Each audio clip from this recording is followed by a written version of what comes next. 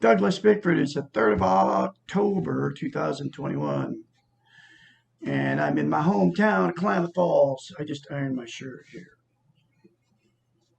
I need to get some of that starch. So I do the old time iron stuff. That's part of my new deal, okay? Because we have to treat ourselves like we love ourselves, okay? Part of that is being totally clean, grooming yourself. I spend like an hour in the shower now. And anyway, this is Douglas Bickford. I'm teaching how to attain self-esteem on YouTube and how to maintain it. Okay. And I'm the absolute only one all over the social media telling you, number one, teaching it. Okay. Number two, how to get it. And number three, how simple it is. Okay. I'm the absolute only one. I'm also the absolute only one on the social media that doesn't want anything from you except for you to look at yourself in the mirror and say, I love you. Say, I love my inner child. I'm going to take care and nurture my inner child. And I'm worthy to be loved and worthy to love. And then get the book, The Portable Therapist, in the link below in my video, in the description. It's very cheap. The book was written by a doctor of psychology. Okay, so she's a psychiatrist and she was a therapist, counselor many years, marriage counselor and all that. She wrote the book in the 80s. And the reason I'm here teaching self-esteem on YouTube, and I send it to Facebook, but Facebook, right? Unless you got a gorgeous body and you're all that, okay? People don't even pay attention to you, okay? That's because they don't want us to have self-esteem, self-love, self-worth, self-confidence, and be content inside. Because people that don't have self-esteem and not content inside buy all their trinkets, okay, to try to make themselves be content inside. And you cannot be content inside without self-esteem, okay? Get that book, read it, do those three things, say it to yourself in the mirror. Those three things every day. Don't tell anybody you're doing it, otherwise they'll say you're crazy and you won't do it. I witnessed this stuff because if you tell somebody that, oh yeah, I don't even tell anybody I do it. I do it every day. I do that more than once. Like I'll say it right now. I love Douglas A. Bickford. I love my inner child. I'm going to take care and nurture my inner child. I'm worthy to be loved, worthy to love. But I don't go out. Nobody knows. All my neighbors around me. I live in Klamath Falls, Oregon. I pay cash for a beautiful 100-year-old home here. Bought all my toys because I was blessed because I got out. The Great Spirit, that's who I call God, got me out of a toxic relationship of 3.5 years. And he used my cat to do it. His name's Bullseye. My wife, who I was married to, was always trying to impress her family by being this great farmer and the great deer hunter and all that. So she would kill animals and brag about it to impress her family and friends. That's how she got her little ego fulfilled and her needs met by bragging about how she could, one of the first stories she told me was, oh, me and my friend, and she's bragging about how big the turkey was, right? We wrestled this turkey, just instead of shooting it or putting it out of its misery, she wrestled it to the ground, her and her friend, stabbed the turkey repeatedly to kill it. Okay. That's how her low, weak ego. And then she bragged about that story repeatedly to me, 3.5 years. And then she bragged about and would laugh how the turkey fought her. And then she laughed about how she blew the brains out of 3 baby goats with a 308. That was 6 months into the marriage. And I knew at that point when she laughed about it that I had got myself into a toxic relationship. And then she was the bar hopping princess in a band in her younger days.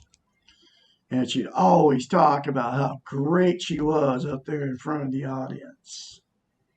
Bragged about all the stuff she did. And I got to listen to this for 3.5 years. Okay. Anyway, the Great Spirit used my cat to get me out. She had killed 2 cats of mine. One she shot in the back of the head. The other one she forced me, and I couldn't say no to her for 3.5 years. And shot the cat in the back of the head, bear, because I couldn't afford a vet bill, but I could have came up with the money. But she talked me out of it. Okay. I have to live through this pain, and I'm still living through this pain. That was over 2 years ago. And I have to grieve, and I am still grieving his loss. And Sally, she forced me to put my cats out at night, all of them. I had 6 going in. Okay. And I lost Sally, sure enough. One morning, I would have to go to bed at night wondering if my cats are going to come back, get ate by some freaking predator. And sure enough, I lost one because of it. And then she threatened to kill the other one because, bullseye, because my cat scratched her mother in the face. Okay. And he did. He'd done it to me. Okay. But he didn't, it was when I first met him. Okay.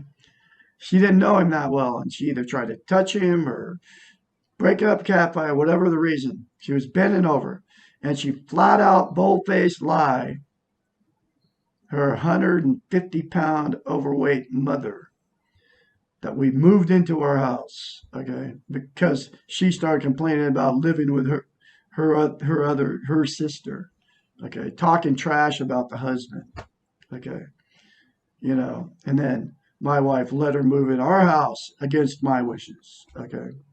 But I couldn't say no to her, so I just let her move her fat mother in. Anyway, she lied about how she said the cat jumped up off the floor for no reason and attacked her. Bold-faced lie. In those toxic relationships, you're getting lied to, you're getting manipulated. This woman married me for my money and all the farm to work on that rat hole farm house that I bought from, I traded, okay. She married me for my money. She married me to make that house decent, okay. It was a 4-bedroom, 2-bath. Could have been a beautiful manufactured home. But because her and her 2 lazy brothers who lived with mom and dad when I met her, I mean, I found out all this horrendous stuff. I mean, walking up to the door, the very first date, there's the 2 brothers, pothead, alcoholics, chain smokers, living on the property in ratty RVs. That was the first thing I met when I walked up the walkway, which walk up to the house all overgrown with weeds, and nobody's taking care of anything. There's no garage. There's all these ratty buildings. There's a barn full of junk. There's old ratty trailers sitting all over the property. All the weeds are growing up everywhere. The gates are all like jury rigged together, no hooks or anything, all rattly. I mean, the fences are all crooked and just everything bad. Okay. I was a very clean person.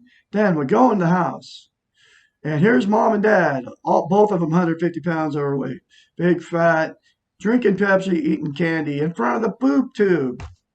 The house is cluttered, full of junk. All the counters in the kitchen are all full of junk. The whole kitchen table is full of junk. The coffee table in the living room is full of junk. All through the house is full of junk. Old newspapers, ratty, old magazines, books, everywhere. Go in the closet, and they put old 2x4s stuck in the freaking closet. Could have been a beautiful house if somebody would have maintained it. All the windows, filthy dirty. They hadn't cleaned them in years. Dead flies and everything in the windows. I mean, it's like the both porches, big, huge, could have been nice porches. Ratty, junk everywhere on the porches. You know, needed restaining. This is what I married into. No, that was the first date I walked in and looked at that house. But she was a very beautiful woman. She's living in a room with her mom and dad. Both brothers living on the property. The whole place, 5 acres of chaos. Okay. A ratty building needed to be torn down, but it was full of junk. I mean, garbage, literally. Anyway, so then we go in her bedroom, and she's very beautiful. So I overlooked everything because I'm a very clean person. I mean, everything was filthy dirty. There was nothing clean. Walk in her room, it's all the same thing. Nasty carpet. Didn't even have a real bed. It had one of them Davids. Just junk everywhere. Of course, there's this big TV sitting in the, big, huge TV that she watched. But the week prior to me even meeting her face to face, she told me all this terrible stuff about her family. They deserted her and everything else. If I'd have had self-esteem, I would have walked out.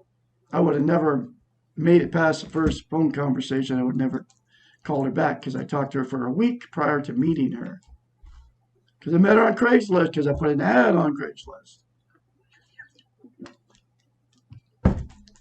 So anyway, the very first date, one of the very first conversations, I believe it was that day when I went to meet her. It was on a Saturday. I'll never forget the freaking day. I just ignored the house was in shambles and dirty and cluttered and hoarders and big fat mom and dad sitting there. Okay. And doing nothing. Absolutely nothing but watching TV. Okay. Eating candy and drinking Pepsi. They were Mormons. They didn't drink coffee, but they drink Pepsi. Yep, makes sense, doesn't it? And they don't drink coffee because, it's got caffeine in it, but so does Pepsi. All right. Anyway, very first conversation. She takes me to her room, blah, blah, blah. Then I think she made dinner or whatever. No, I don't know what we did that first day. But anyway, either it was the first or second date. She told me about a threesome she brought home, and she's bragging about it. This gorgeous blonde, they met at the bar, brought her home, and she was telling me how good the woman kissed, how gorgeous she was, and how the woman didn't want to have sex with her husband, only wanted to have sex with her. Then she was married to this guy for 15 years. Okay. And I still married her because I had no self-esteem. I should have ran like a scared rabbit as soon as she told me that story. But I still married her 3 weeks later. That's how no self-esteem I had. Okay. And then just continued on. And then I found out she lived with that husband of hers for 15 years with mom and dad. Kept living with mom and dad. Couldn't get away from mom and dad. She didn't have a checking account. She wasn't responsible for any of the bills. She had huge animals. Mom and dad were taking care of her huge animals. And of course, after I married her and I traded my house in Spokane, Washington, which is a beautiful 2001 Marlette sitting in a beautiful park, traded for that house. Then I started working on that house, and I worked for 3.5 years on that house.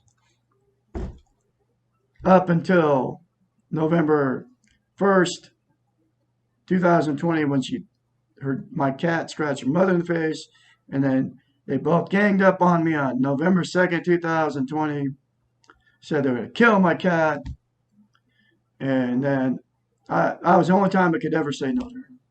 You're not killing my cat. And I took my cats and I left. But I left everything I owned. Uh, because I was running for my cat's life and I was running for my life because I had this toxic marriage for 3.5 years. And here I am today, full of self-esteem because of the mirror therapy I just told you about. And reading the book, this is my third time going through this book, and I'm going through chapter at a time from The Portable Therapist, written by a doctor of psychology, a psychiatrist. She knows the brain. And anyway, I can be your mentor when you start going through this change process. I've been through the change. I've been out of a toxic relationship for 11 months, over 11 months now. I haven't jumped back into another relationship because if you have no self-esteem, what we do is we never go through the pain of the breakup and then we jump right back in with another person. So you don't have to ever go through that pain. And there's billions of you out there that know what I'm talking about. That's why the divorce rate is 75%, because people with no self-esteem can't love and be loved, and then you will attract exactly what you are. Okay, I believe there's billions of people running around with no self-esteem because nobody's teaching it. That's why I am teaching it. And that's why I told you I can be your mentor.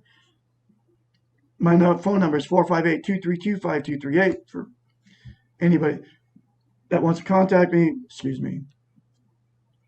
Once you start going through this change process, because it's very, very, very painful. Because once you start saying that to your inner child, we all have an inner child. You have to say to yourself, I love you, my inner child. I'm going to take care and nurture you. I'm never going to put you in harm's way again. Because this inner child that you 99% of the people don't even know this thing even exists inside of us. Man or woman, we all have it. And it's a secret that we have it. And one of the secrets of it is it's the guardian of your emotional warehouse. Everything that's been said or done to you, your whole life bad, is stored inside of you. And the inner child remembers it all. But it will not let you at any of that until you say literally to your inner child, I love you. I'm going to take care of nurture you. I acknowledge you. It's like a 2-year-old's living inside of you. It's waging war against you. But like I said, 99% of the people don't even know we even have it. But you have to say that to yourself. I say it to myself every day more than once. I love my inner child. I've already said it like 3 or 4 or 5 times this morning. I'm going to nurture and take care of you. And then it'll let you at all that bad that's happened to you that you've been stuffing and not talking about it. I was emotionally, sexually, and physically abused as a child. I stuffed it for 65 years up until 16 February 2021 when I started going through this book chapter at a time. And I'm full of self-esteem now, and that's why I'm here on YouTube teaching this. It's the absolute most important thing you can have as a human being, self-esteem. Because you can't even be social. You can't even have a good relationship until you have self-esteem, until you love yourself first. Okay.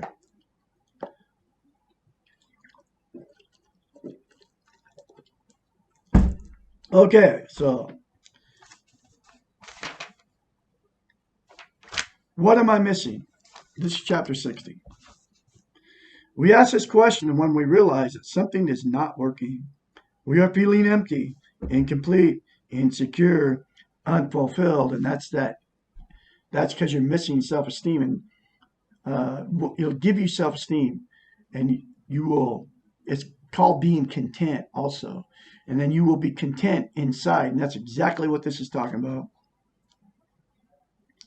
This question precedes the realization that the Western model of doing, our training, I call it brainwashing, she calls it training, is not enough. This question often means that we are in pain. We are confused and we do not know what else to do. We are ready for change or growth. That's and what people do, because mask pain never leaves and it gets worse.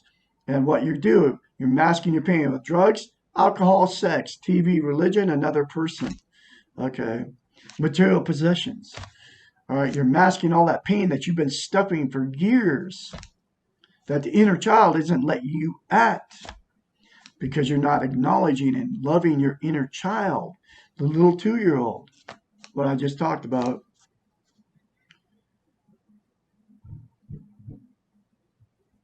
This question often means we are in pain, we are confused, and we do not know what else to do. We are ready for change and growth. Life is difficult, painful, and full of problems, and that's our reality.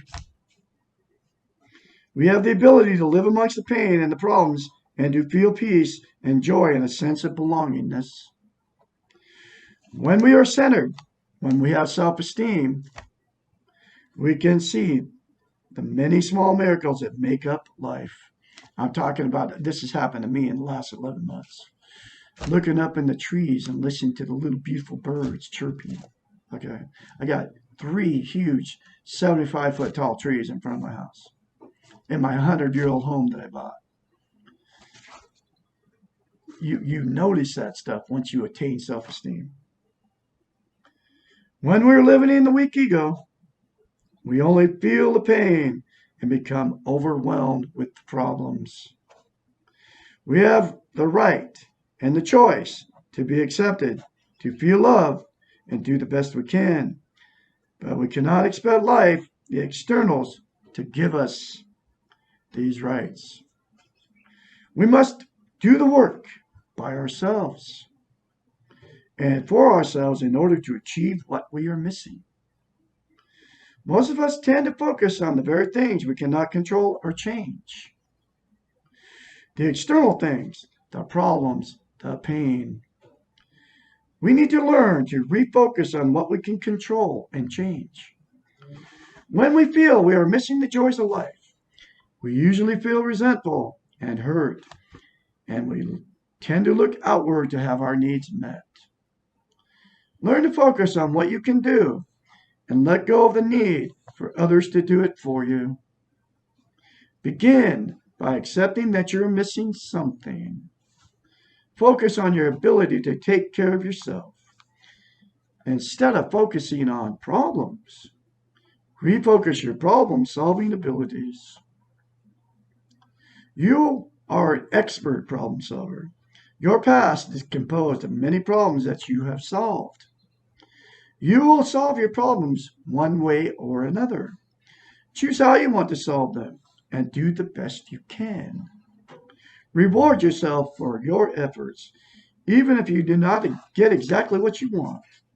Refocus from the pain of life to what this pain can teach you. I just lost 4 kittens.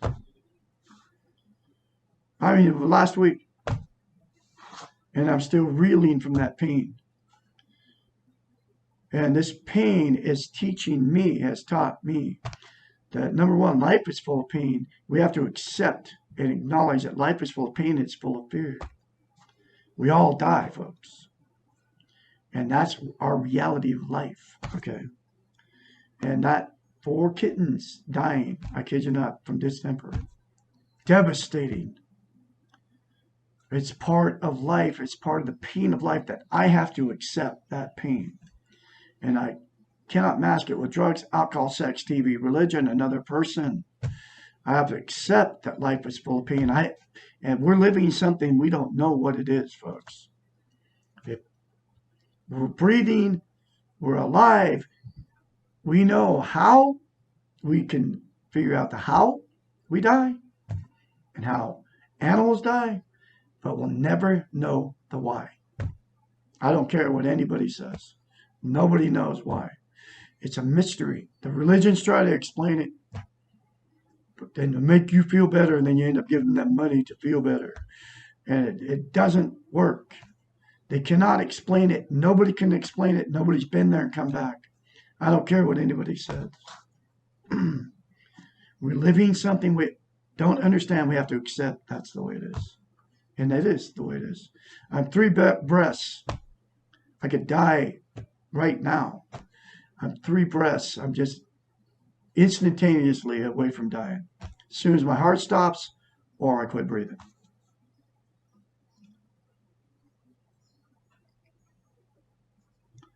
Remember that pain is part of life and it serves many purposes. It opens the door to change. It challenges your self-esteem and leads to even greater awareness of yourself. And I've grieved. I cried. I don't know how many times now. I did it this morning. Oh, there's a little kid that's dying. Pain is a great teacher, and I will cry again, so I'm not going to talk about it. Pain is a great teacher if you're open to the lessons. When you feel you're missing something, ask yourself if you're able to fill your needs. If you do not feel loved, focus on loving yourself, and that's what the 3 things in the mirror will do for you folks. If you're not being recognized or rewarded, recognize and reward yourself. Just give yourself something, whether it's just something simple like a breakfast out. If you do not feel centered or peaceful, begin by accepting the place you are in and practice slowing down, taking care of yourself, and loving yourself. Do for yourself what you're hoping others will do for you. Say to yourself what you would like to hear from others, like you're a very beautiful person, you're very talented, whatever you are, do. House cleaner, whatever it is that you do. Compliment yourself on it because you're full of goodness, okay? You all are. We all are. Stop focusing on being happy or content and focus on being aware. When you're desperate for something, you often drive it away from yourself. When you accept where you are and what you have, the paradox often occurs and you get what you want. You have everything you need to take care of yourself as you are right now. If you are missing something that deals with your own feelings about yourself, you can change and get what you need. If you're missing something that's controlled by others or externals, you need to change your focus to what you can control. You can control to love yourself. You can control not to love yourself. And you can make the choice, which is in your control, to say, I love you in the mirror. Say, I love my inner child. I'm nurtured. Take care of my inner child. Get the book, Pull Up a Therapist. Read it. Reread this book. You can make the choice to say, I love you in the mirror. Say, just like I just said, I'm a nurturer. Take care of my inner child. I love my inner child. And I am worthy to be loved, worthy to love. That's your choice. You can make that choice. And it's in your control. Ultimately, you cannot get what you really need from externals. That's everything outside of yourself. Religion, sex, another person, material possessions, drugs, alcohol, sex, TV will not make you. Those are all externals. They'll never make you happy. They'll never make you content. Material possessions, like I said. Fulfill yourself, and you will not feel that you're missing any part of this life. Whew. This is powerful stuff, folks. You got to get the book, read it. I can be your mentor. You start going through this change process because it's very painful. Because once you get self-esteem, you won't be around toxic people anymore. You won't be around people that abuse you emotionally, sexually, or physically anymore. You'll remove yourself from it because you be happy and content just with you and whatever is going on in your life. I had everything when I got in that toxic relationship. House paid for in cash, 4 cars, had a thriving hot dog business. But I wasn't content in me, and that made me put an ad on Craigslist looking for a woman. Okay? And it turned toxic because she didn't love herself. I didn't love myself. And, it all could have changed. We were very good together, talented musicians. But no self-esteem, and no self-esteem equals disaster, toxic. So we will be divorced. I'll let her do it. She hadn't done it yet. I'm not doing it. She can pay for it. She took all my money. She ran up all my credit cards and everything else. But she was sexually abused by her own brother that had to live on my property for the whole time we were married, with the exception of about 5 months. And she's in denial of all her past sex abuse and everything else that she's done sexually. The bar hopping princess in a band, good looking. She was a good looking woman, and I'm sure she had sex with many, many people. Brought home many women, even men had threesomes and all that junk. Probably had orgies. Who knows, man. That's all the pain I had to face after I got self-esteem. I realized what she was. I had no idea what she was until I got this book and started reading it. Finding out about what goes on and what has happened to us as human beings. Anyway, I can be your mentor. Phone number one more time, 458-232-5238. I'm going to continue to do what I do because absolutely nobody's teaching this on YouTube or anywhere on the internet, social media. Facebook, TikTok, Instagram. I go on and on about all these different places. Anyway, I'll have more later for you. All have a great day out there.